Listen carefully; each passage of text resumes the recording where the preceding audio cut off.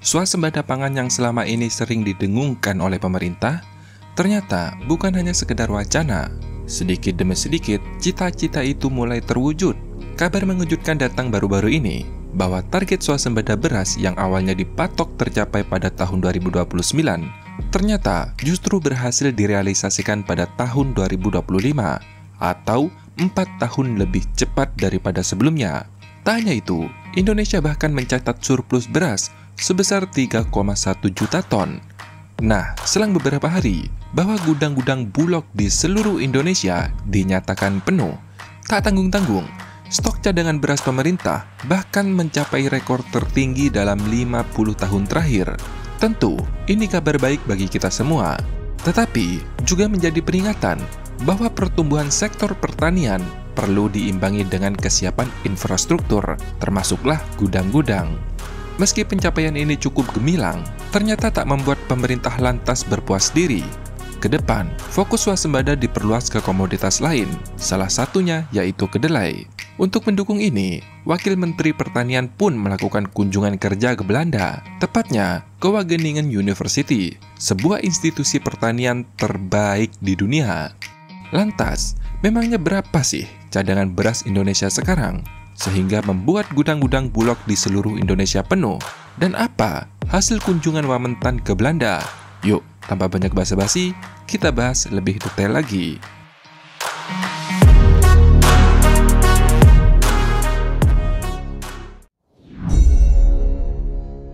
Awal tahun 2025 membawa angin segar bagi sektor pertanian Indonesia. Bagaimana tidak, data terbaru dari Badan Pusat Statistik mencatat pencapaian yang sangat signifikan. Dalam periode Januari hingga April 2025, luas lahan panen nasional mencapai 4,5 juta hektar. Dari luasan tersebut, produksi gabah kering diperkirakan menyentuh angka 29 juta ton. Itu berarti ada sekitar 13,9 juta ton beras. Kondisi ini menandai titik balik penting dalam ketahanan pangan nasional, apalagi jika menilik stok beras yang saat ini dikuasai oleh Perum Bulog, yakni sebesar 3,3 juta ton. Namun, berita yang paling menggemparkan yaitu soal serapan beras Bulog. Per Mei 2025, Bulog telah mencatatkan serapan beras sebanyak 3,5 juta ton, tertinggi dalam sejarah periode yang sama sejak pendirian lembaga tersebut. Angka ini bahkan melampaui rekor terdahulu pada Juni 1997, yang saat itu mencapai 3 juta ton beras. Capaian ini menjadi simbol nyata bahwa sinergi antara produksi dalam negeri dan kewajiban penyerapan pemerintah berjalan optimal.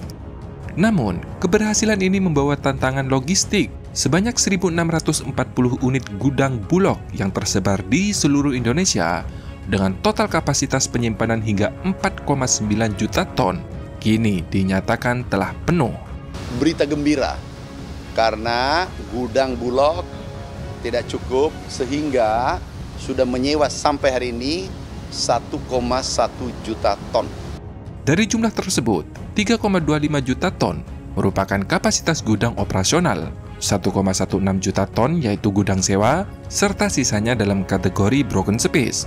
Artinya, gudang Bulog hanya mampu menyimpan sekitar 4,4 juta ton, sedangkan 500.000 ton sisanya sebenarnya masuk dalam kategori dipaksakan atau tidak layak untuk menjadi gudang penyimpanan beras. Di tengah kondisi ini, Menteri Pertanian Adi Amran Sulaiman mengatakan mungkin ini terdengar ironis, tetapi jika dilihat dari sudut pandang yang lain, ini merupakan tanda keberkahan.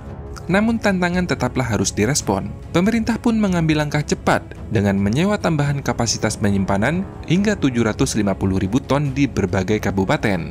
Contohnya, Bulog Aceh telah menambah sekitar 27 unit gudang sewa, sedangkan Bulog Lampung menambah sekitar 40 unit gudang sewa gabah karena gudang-gudang utama sudah tak mampu lagi menampung hasil panen.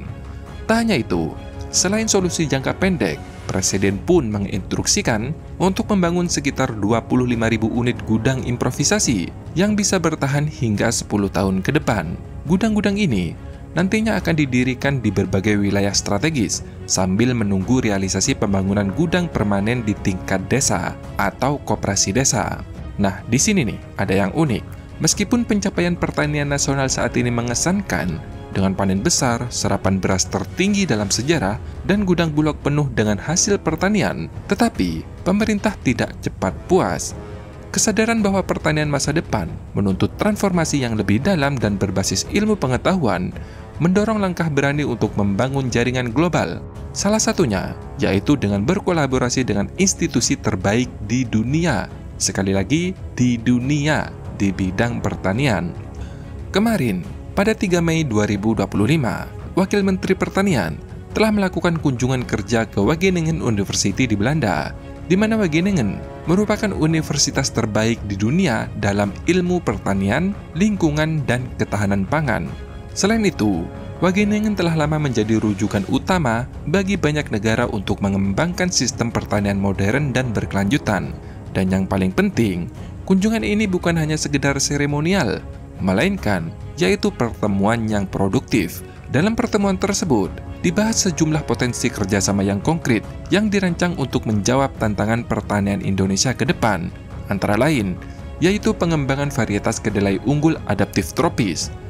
Ya, kita ada beberapa hari di sini untuk kita melihat hasil riset, mana yang bisa dikolaborasikan dan seterusnya. My question is the soybeans. We consume a lot of soybeans. Soybean is part of our culture. Southeast Asia, the East Asia, like Japan, Korea, China, all those Southeast Asia are consuming a lot of soybeans. Most of the researchers say that soybeans originally is not a tropical crops; it's a subtropical crops, and that's why they made an excuse that's why when Indonesian farmers are trying to grow the soybeans in Indonesian soil, the crops, the yield is not as high as the subtropical country. So is it possible with your kind of technology rearrange the genes so then we can create yes. Bagi yang belum tahu, hasil panen kedelai ditanam di daerah beriklim sedang seperti Amerika Serikat ataupun Brazil, rata-rata produksinya lebih tinggi, yaitu sekitar 2,7 hingga 3,4 ton per hektar.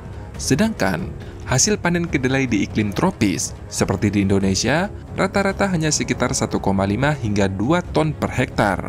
Maka dari itu, diperlukan rekayasa genetik untuk meningkatkan hasil panen kedelai di daerah tropis. Selain mengeksplorasi varietas kedelai, nantinya Indonesia juga akan mengadaptasi pemanfaatan sistem pertanian presisi atau precision farming. Pertanian presisi merupakan pendekatan pertanian berbasis data, sensor, dan teknologi kecerdasan buatan. Dengan menerapkan metode penerapan precision farming, pemantauan data sumber daya seperti pupuk, waktu, tenaga kerja, kebutuhan air, prediksi cuaca, sekaligus biaya dapat dikalkulasi secara lebih akurat. Sehingga, dengan penerapan sistem ini, petani dapat mengurangi pemborosan sumber daya, meningkatkan produktivitas, dan mengoptimalkan keuntungan. Kerjasama antara Indonesia dan Universitas Wageningen mencerminkan tekad Indonesia untuk tidak hanya menjadi lumbung pangan nasional, tetapi juga poros inovasi pertanian tropis di dunia, bro. So, pencapaian saat ini bukanlah akhir, melainkan awal dari agenda ketahanan pangan Indonesia. Nah, gimana nih kalau menurut pendapat kalian? Apakah Indonesia nanti akan berhasil menjadi lumbung pangan dunia? Dan apakah sistem pertanian seperti precision farming dapat membantu pertanian Indonesia? Tulis pendapat kalian di kolom komentar. Terima kasih sudah menonton. Sampai jumpa di next video. Dadah!